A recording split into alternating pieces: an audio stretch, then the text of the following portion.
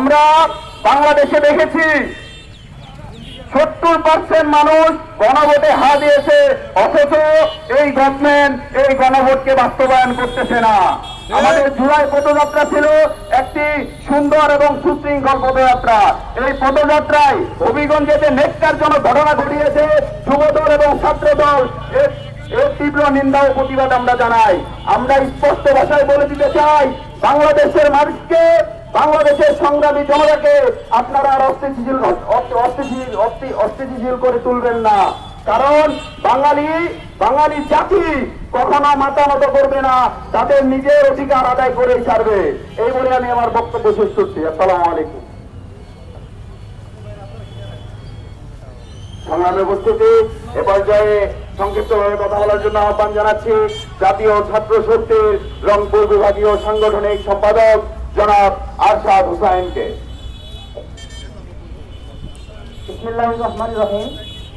বিপ্লবী বন্ধুগণ, গতকালকে আমরা দেখলাম হবিগঞ্জে জুলাই গণঅভ্যুত্থানের যারা নায়ক, তাদের উপর ছাত্রদল, যুবদল, বিএনপির কিছু সন্ত্রাসী কর্মী তারা আক্রমণ করলো।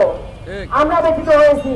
শুধু এতটুকুই নয়, আমরা দেখলাম জাতীয় ছাত্র শক্তির হবিগঞ্জ জেলার একজন সংগঠক ছোট ছেলে, তাকে মেরে তার চোখটাকে তারা শেষ করে দিল।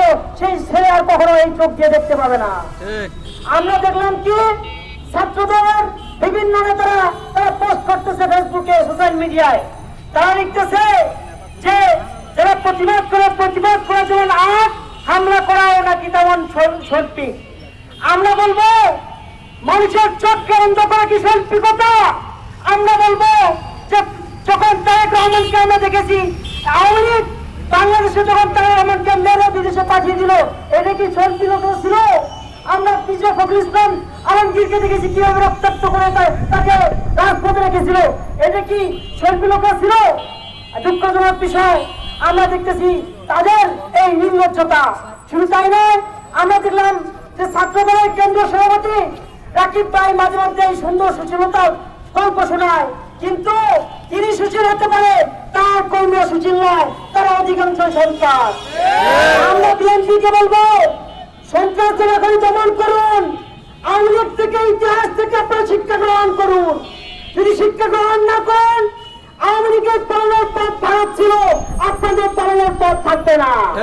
যদি শিক্ষা গ্রহণ না করেন, ইতিহাস থেকে যদি আপনারা শিক্ষা গ্রহণ না করেন, আগামীতে ছাত্র জনতা নতুন বিপ্লব করবে ইনশাআল্লাহ। সকলকে সুস্থতা কামনা করে আজকে হবিগঞ্জে যারা বাধা দিচ্ছে তাদেরকে আমরা বলবো, আপনারা বাধা দিয়েন না, আপনারা শিক্ষা গ্রহণ করুন পূর্ব পুলিশদের থেকে। তারা যে আচরণ করেছে, আপনারাও যদি সেই আচরণ করেন, তাহলে আপনার অবস্থা পূর্বের মতো হবে। ইনকিলাব জিন্দাবাদ।